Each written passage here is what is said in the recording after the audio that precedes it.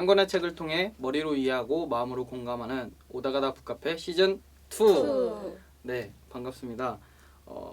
보고 느낀 것을 실천하기 위한 첫 번째 시간, 네, 집으로 가는 길. 오다가다 북카페 시즌 2 진행을 맡게 된 강동렬입니다. 반갑습니다. 네, 시즌 2가 되면서 패널분들이 변경이 되었는데요. 한번 새로운 패널분들의 자기소개를 간단하게 듣고 시작하면 좋을 것 같습니다. 네, 자기소개 한 분씩 돌아가면서 해주시죠. 안녕하세요. 더 나은 세상을 꿈꾸는 긍정적인 에너지를 가진 이재윤입니다. 국제개발 협력에 대해서 전 세계 이슈에 대해서 공부하고 비판적인 사고를 가장 좋게 키울 수 있는 방법 중에 하나가 책 읽기라고 저는 생각합니다. 그래서 이번 오다가다 북카페 시즌2를 함께 하게 되어서 너무 반갑고요. 세계 시민으로서 더 넓은 시야를 가질 수 있도록 하는 좋은 시간이 될 수 있길 바랍니다. 네, 안녕하세요. 아동 교육 아프리카 이렇게 세 가지 단어로 저를 잘 표현할 수 있을 것 같습니다. 제 이름은 유정이고요. 저는 아프리카의 취약점 아동이 모두 교육을 받을 수 있기를 꿈꾸고 있습니다. 약 4년 전에 이제 국제 이슈 관련된 스터디를 하다가 이쪽 분야에 관심을 가지게 됐는데요. 오다가다 북카페를 통해서 저희뿐만 아니라 시청자분들도 이것에 많은 관심을 가질 수 있기를 기대해 봅니다. 네, 여러분들의 다짐을 들으니까 저도 다시 한번 각오를 다지게 되는데 오다가다 북카페 시즌 2의 문을 열어줄 첫 번째 책을 소개하도록 하겠습니다. 영상 보시죠.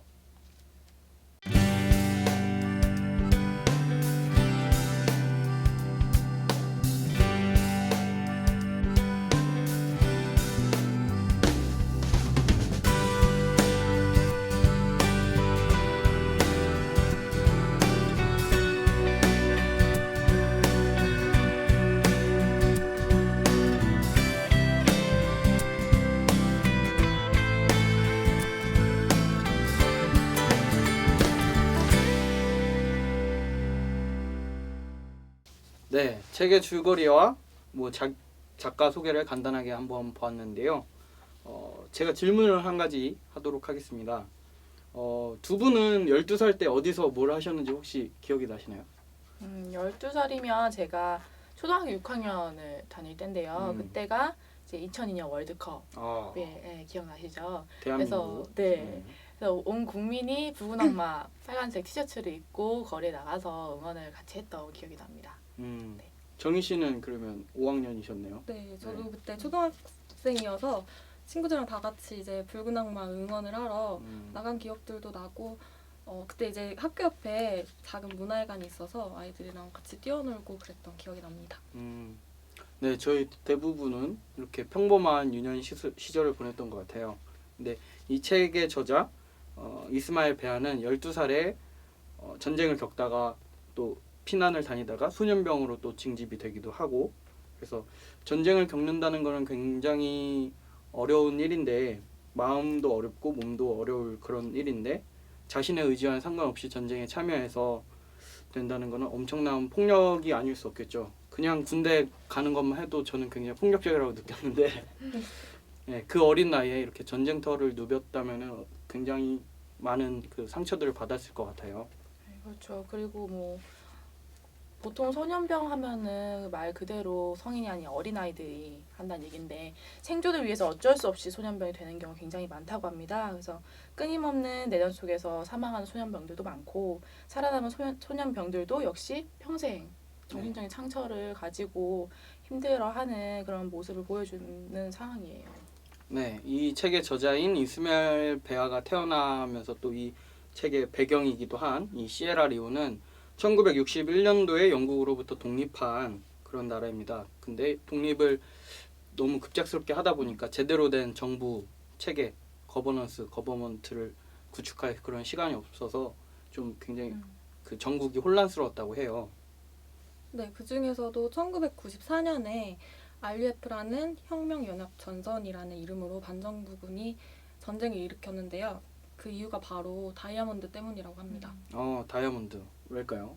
아프리카 북서부 지역은 한 해 시장 세계에서 나오는 다이아몬드의 20%를 공급을 하는데요. 시에라리온은 이 다이아몬드의 색깔과 질이 좋아서 1930년에 다이아몬드가 발견된 이래 세계 최대의 다이아몬드 수출국이 되었기 때문이라고 합니다. 아, 그러면 내전을 통해서 이기게 돼서 정부를 이렇게 뒤집어 엎으면 이제 막대한 그런 자본력이나 뭐 이런 경제적 이득을 취할 수 있기 때문에 그랬던 거군요.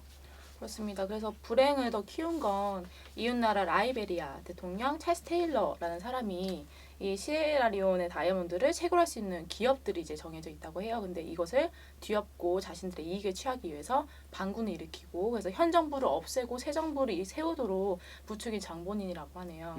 그래서 반군한테 돈과 무기를 지원하고 네. 그래서 전쟁을 일으키게끔 끊임없이 이렇게 옆에서 모략을 했던 거군요. 네, 그래서 시에라리온에서 나오는 다이아몬드를 블러드 다이아몬드라고 얘기를 하기도 하죠. 네, 그래서 그에 관련된 영화가 레오나르도 디카프리오가 주연한 네. 블러드 다이아몬드 다 아시죠? 네, 같은 네. 제목의 그런 영화가 있었어요. 그렇습니다. 혹시 두 분은 영화 보셨나요? 네, 초등학교 때 나왔던 영화인 것 같은데 음, 저는 태어나서 처음으로 그런 아프리카의 내전 문제에 관한 그런 이 영화를 통해서 접했던 것 같아요. 그래갖고 좀 그 초등학생이 보기에는 약간 좀 폭력적이고 자극적이지만 정말 실상보다는 덜 잔인한 그런 식으로 좀 완화가 된 영화였는데도 불구하고 저한테는 그 당시 굉장한 충격으로 다가왔던 영화였어요. 그래서 막 반군들이 이렇게 마을마다 습격하면서 그 부녀자들을 살육하고 뭐 신체 일부를 절단하고 뭐 불을 지르고 그런 장면들이 저한테는 굉장히 아프리카는 척박한 땅이구나 아니면 굉장히 어려운 곳이구나 막 그런 인상을 좀 강하게 심어줬던 것 같아요. 정희 씨는 어떠세요? 저는 이 영화를 대학생 돼서 봤는데요. 저는 이제 이 영화를 보면서 가장 가슴 아팠던 게 이제 그 주인공 솔로몬과 아들이 떨어지는 장면이 이제 적나라하게 나오고 마지막에는 디카프리오 주인공도 처음에는 이제 자신의 이익을 위해서 이 네. 다이아몬드를 팔려고 하다가 이제 나중에는 도와주는 그 소년병들도 도와주고 이제 그 전쟁에서 이제 자신이 참가해서 도와주는 역할을 하게 되는데 이제 그런 부분에서 많이 감명을 받았던 것 같습니다. 아, 그래요. 혹시 영화를 보시지 못한 분들을 위해 간단하게 또 줄거리를 이렇게 요약해드리자면 그 주인공 솔로몬은 그 어부였는데 이렇게 어떻게 사금 캐듯이 이렇게 냇가에서 뭐 일을 하다가 다이아몬드를 하나 얻게 됩니다.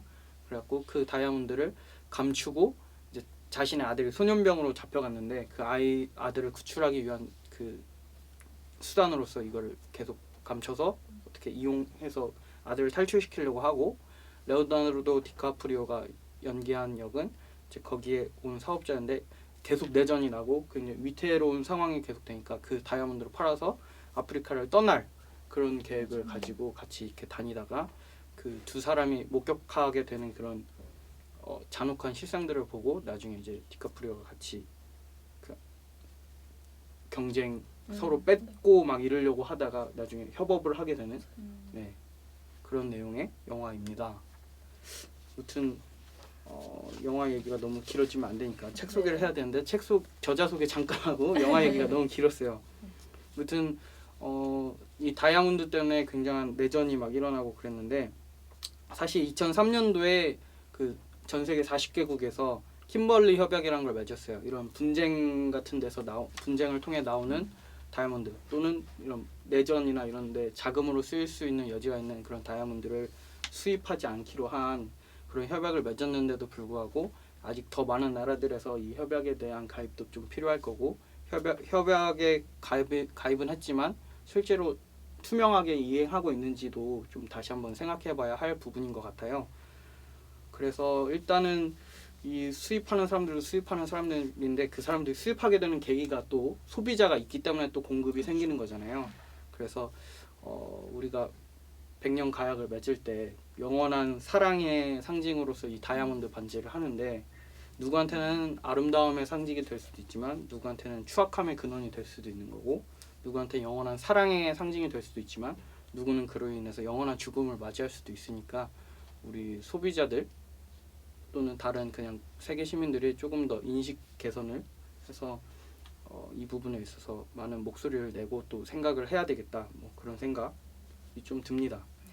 네, 그래서 다시 책으로 다시 돌아와서 시에라리온에서 다이아몬드 가장 많이 거래되는 곳은 국경에 있는 도시 케네마라는 곳인데요. 여기 근처에는 대형 다이아몬드 광산이 인접해 있다고 합니다. 그래서 내전이 가장 치열한 지역이기도 한 그런 치열한 곳 중에 하나이기도 했고요. 그런데 여기 케네마를 중심으로 가로지는 한가라는 또 거리가 있는데 거기에는 언제나 그 내전이나 전쟁이 막 이렇게 발발하고 있는 와중에도 다이아몬드를 거래하기 위한 그런 외국인들의 방문으로 인해서 항상 북새통을 이루었다고 하네요. 그래서 그래서 반군들 같은 경우는 이 사람의 팔다리를 다루는 사륙전까지 자행을 했다고 합니다. 아까 동현 씨 말씀해 주셨는데 이 시에라리온 사람들 대부분이 농업 혹은 어업으로 생계를 유지를 하고 있는데 팔다리 자르게 되면 이제 자기의 생계가 정말 어려워지는 상황이 되겠죠. 그래서 결국은 고통 속에 죽어가라라는 의미로 그렇게 한다고 합니다. 그래서 1999년에 내전이 종식될 때까지 여기에 있는 사람들은 공식적으로 4,000명 이상의 사람들이 손과 발이 절단된 상황으로 죽어났고요. 그리고 약 20만 명이 사망했다고 합니다. 그래서 시에라리온 전체 인구의 3분의 1이 현재 지금 난민 상태라고 하네요. 네, 또 반군이 소년병을 만드는 가장 흔한 수법이 이제 아이들을 길거리에서 납치를 하는 건데요. 대상은 4세에서 18세 정도로 이제 어린 아이들이었고요. 이들을 좀 더 쉽게 다루기 위해서 아이들에게 직접 이제 마약을 먹이기도 했다고 합니다. 마약에 중독된 소년병들이 이제 마약을 다시 얻기 위해서 복종하게 되고 이제 점점 사륙하는 것들이 좀 더 참혹해지는 그런 결과가 되기도 합니다. 또한 이제 마약으로 감각이 상실되어서 전투 현장에 그냥 뛰어들어서 바로 죽는 그런 아이들도 많고요. 이런 것들을 보면 이제 어느 한쪽이랄 것도 없이 양쪽이 모두 피해자가 되는 그런 상황이라고 볼 수 있습니다. 네, 맞습니다. 사실 저랑 정희 씨 같은 경우는 월드비전이라는 NGO에서 세계시민교육 강사로 활동을 했던 적이 있어요. 근데 그 교환 중에는 소년병에 다룬 교환이 있는데 거기서 바로 이 이스마일 베아라는 분의 그런 사례를 다뤄요. 근데 거기서는 아무래도 초등학생들, 중학생들 대상으로 나가는 수업이다 보니까 교환에서는 그냥 랩과 힙합 음악을 좋아하는 소년이 있었고 장기자랑을 하러 가다가 뭐 이렇게 소년병이 되어서 있었다. 뭐 반군의 습격을 받아서 소년병이 되었다. 뭐 그 정도의 언급만 나왔었는데 뒤늦게 이 책을 이번에 녹화를 하기 위해서 읽어보니까 굉장한 그런 참혹한 실상과 실태를 보게 되면서 이제 좀 마음이 많이 먹먹해지더라고요. 네, 저도 그 세계 시민 교육을 했지만 이제 나중에서야 이제 이 책을 읽어봤는데 이 내용이 이렇게 잔혹한 내용이었나? 그래서 되게 놀라면서 이 책을 읽었던 기억이 나는데 이스마일의 집으로 돌아가는 힘들고도 기나긴 여정은 이렇게 잔혹한 것들로 시작이 됩니다. 갈 곳을 잃은 이스마일은 반군의 습격으로부터 안전하다고 하는 남쪽 본대섬까지 가기 위해서 생사도 모른 채로 이제 가족을 찾기 위해 떠나게 됩니다. 네, 그래서 남쪽으로 가다가 갑작스러운 또 반군의 습격을 받게 되고 그래서 같이 가던 친구들하고도 뿔뿔이 흩어지고 혼자서 또 이 마을 저 마을 이렇게 막 거쳐 다니다가 또 숲에서 생활하기도 하고 자신과 같은 처지의 그런 다른 소년들을 또 만나기도 하고요. 그래서 동행을 하게 되죠. 하지만 이게 순탄치만은 않았던 게 이제 해변을 걷다가 어떤 오두막집에 있는 마을에 도착하게 되는데 여기서 이제 소년들이 반군으로 오해를 받아서 어부들에게 기습을 당합니다. 그래서 겨우 풀려났는데 이제 운동화까지 뺏긴 상황이기 때문에 어쩔 수 없이 땡볕에 거의 40도가 넘는 그 모래밭을 걸어가요. 근데 얼마나 뜨겁겠어요. 그 모래밭이. 그러다 그쵸. 보니까 아스팔트만큼 그쵸. 뜨거운 게 모래거든요. 그렇죠. 근데 이 모래는 또 알이 있기 때문에 파고들면서 하다 보니까 껍질 다 벗겨지고 그래서 피범벅 되는 상태에서 그냥 그렇게 그 마을을 전전하게 됩니다. 네. 또 어느 날에 이제 소년들이 도착한 그 마을에서는 남자들이 사냥 갈 채비를 하고 있었는데요. 이제 그 소년들에게도 같이 가자고 이스마일에게도 청했고 소년들이 이제 같이 사냥을 갔다가 돌아와서 모처럼 자신들을 반겨주는 마을에서 평온하게 일상을 보내게 됩니다. 네. 하지만 또 안 좋은 일을 많이 겪다 보니까 또 불행에 대한 감각이 남다르게 또 예민해지는 것 같아요. 그래서 소년들이 이렇게 이 마을에서 평온하게 지내던 어느 날 잠을 이루지 못하고 이렇게 전전긍긍하면서 뭔가 불길한 예감이 들어 하는데 그 예감이 적중해서 이제 또 다음 날 일어나 보니까 베란다에서 자던 사이에 사이두라는 친구가 조용히 세상을 또 떠나게 되는 그런 일이 생겨서 또 장례를 치르고 다시 또 그대로 남아 있으면 또 언제 습격을 당할지 모르기 때문에 또 마을 떠나는 그런 행렬이 또 시작되죠. 그래서 이제 여러 마을을 거치는 기약 없는 여행을 계속 하게 되는데요. 이 소년들은 그래서 가족들의 소식을 계속 수소문을 해요.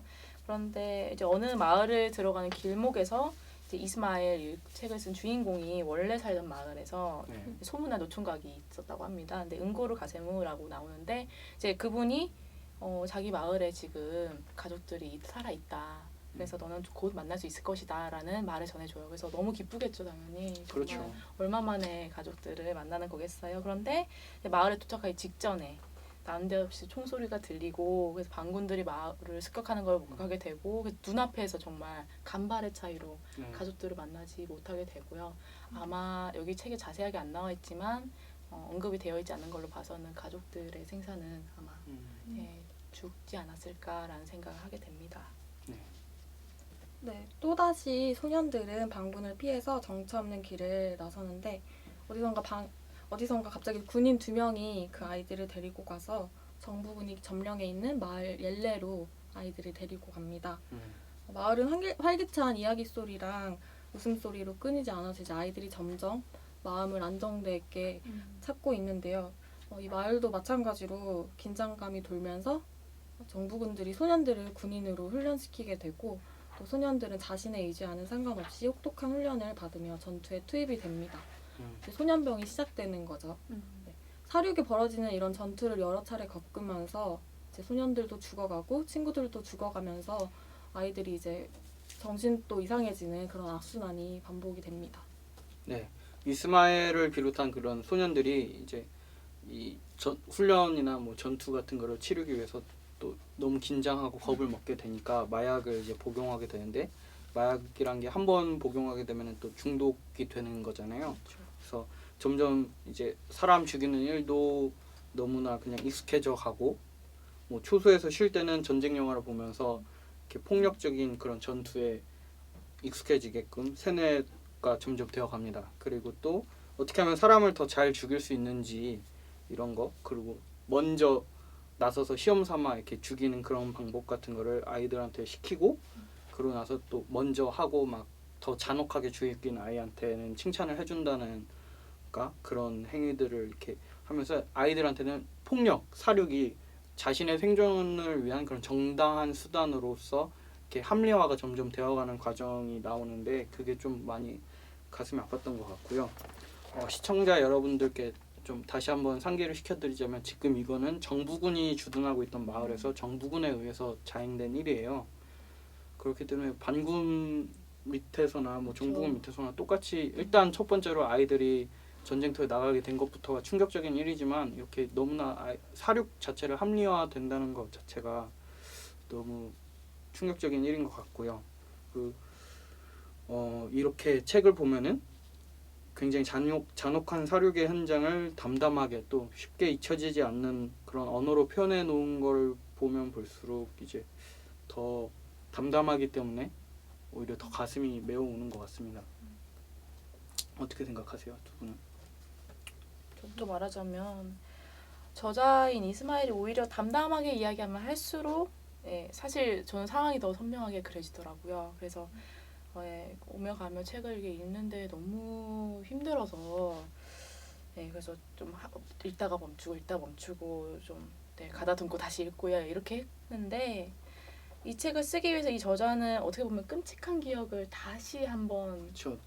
떠올리기 싫은 그쵸. 기억을 다시 한번 그런 거다 보니까 얼마나 힘들었을까라는 생각이 그리고 가족들이 참 살아남았다면 좋았을 텐데 결국 가족이 눈앞에서 정말 간발의 차이로 못 만났기 때문에 더 그게 생각이 났을 거 아닙니까? 그래서 겪지 않았어야 했고 겪을 필요도 없었던 이 소년병 시절이 너무나 어린 나이에 경험이 됐던 거고 그래서 이건 어떻게 보면은 인간이 어디까지 잔인해질 수 있는가의 끝을 어른들의 욕심으로 경험을 시켜준 거거든요. 12살의 나이에 그렇죠. 그래서 정말 마음이 아팠습니다.